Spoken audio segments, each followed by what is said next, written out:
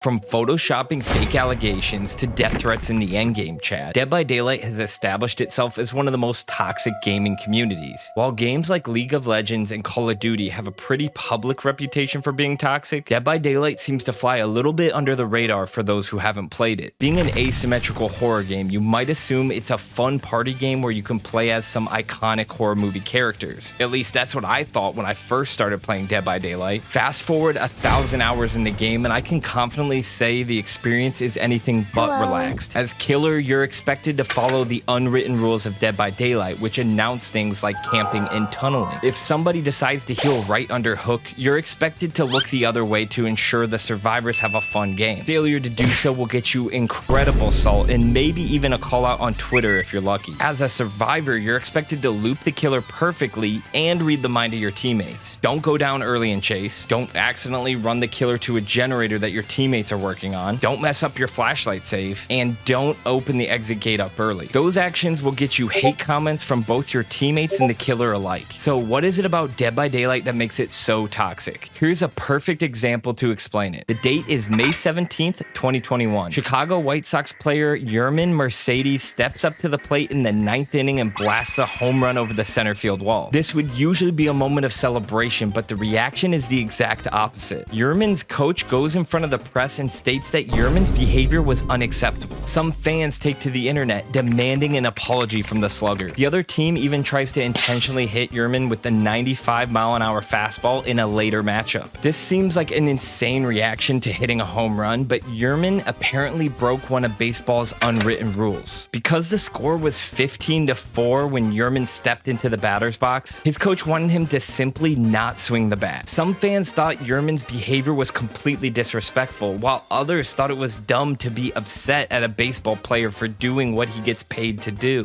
hit the ball. Dead by Daylight in a lot of cases feels a little bit like this 2021 baseball game. It's so intricate and riddled with these unwritten rules that can bring out these visceral reactions when people don't follow them. Let's talk about specifically tunneling for a second. Tunneling is considered by the majority of the community to be a dick move. The thought is that hyper-focusing one specific person essentially ruins the experience for them. Therefore, it's good manners to give everyone an opportunity and chase others. The issue is, tunneling is a very efficient way for the killer to win the game. So much so, you'll see tunneling in almost every single competitive match of DBD. And on a competitive level, it really doesn't have a negative connotation, it's just accepted. So I'll ask this: when is it acceptable for a killer to tunnel? Is it after a certain amount of generators have been completed? Is it once everyone's been hooked once? What if a player stays and heals on hook? What if they run right in front of you when you're moving around the map? There really isn't a defined answer, and for that reason, we see a lot of salt when it comes to tunneling. Can you get mad at a killer who decides to tunnel because he wants to win the game? Can you get mad at a survivor who's a little bit frustrated by it? I can admit firsthand, as someone who mainly plays killer, that I've gotten salty over tunneling when I've played survivor before. And that's okay. I just shook my head and moved on to the next game. But unfortunately, that's not always the reaction. A lot of people look for retaliation. Reporting seems to be a relatively harmless form of retaliation because behaviors made it clear they will not ban someone for tunneling. But false reporting is getting more and more common. People spend thousands of hours of their time playing this game, and imagine trying to get that deleted because you're upset that somebody tunneled you. Twitter is an absolute cesspool where you'll see players put to trial for their behavior, which can lead to hate mobs and unwarranted attention. People have gone as far to make false allegations to try to ruin the lives of people that have upset them in a video game. That's the part about Dead by Daylight. Although a good part of the community is pretty chill, the most insane people in Dead by Daylight are batshit crazy. A little chirping back and forth in the endgame chat, fine. Some voice chats after the game, whatever. Reporting somebody for tunneling,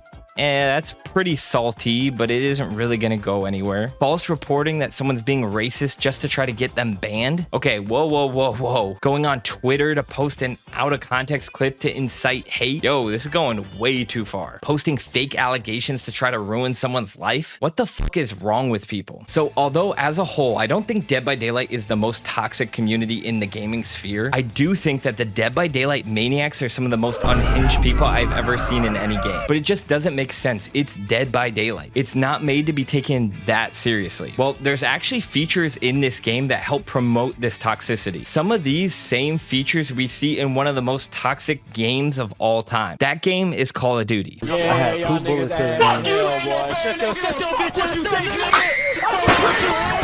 Like most people, my first experience in a toxic community was Call of Duty. As a kid, Call of Duty is where I learned the words fuck, shit, bitch, ass, whore, slut, cunt. But this toxic community did not just develop overnight. My first ever Call of Duty game was Call of Duty 2, the big red one, which not only makes me feel incredibly old, but it reminds me how mellow the game used to be. It was basically just a World War II playthrough, and then when they introduced multiplayer in Call of Duty 3, the experience was pretty laid back for the most part. It just felt like one big battle. But all of a sudden, when Call of Duty Modern Warfare rolled around, the vibe completely changed. The gameplay was made more unrealistic and faster paced. The lobby sizes were decreased to make the actions of one person feel more important. Game stats were made available to all players during and after the game. They even created an endgame lobby that shows the final kill, and it opens up the chat to allow all the players to speak to each other. I'll admit, these changes made the game incredibly fun, but it created the toxic community that we all know today. Call of Duty turned from a realistic war simulator type game to 360 no-scopes and fights in the endgame chat. We see some of those exact same features in Dead by Daylight that foster that same type of energy. If players were only shown their own stats and did not rank them in the endgame, would it promote a more relaxed vibe? Yeah, but it's not as fun for those who are competitive. Or let's say there was no endgame chat. Would less fights spill over after the match? Yeah, there would be a lot less fights. You wouldn't have a way to communicate with each other. What about if killers' usernames were hidden from survivors and vice versa? Could this eliminate some of the hate mail sent back and forth? All of these decisions are made to make the game more engaging, but it also feeds into the toxic culture. And it's not ultimately behavior's job to tell us how to act. I'll add it doesn't help that we don't have a ranked versus unranked mode, because that's another clash that you'll see often.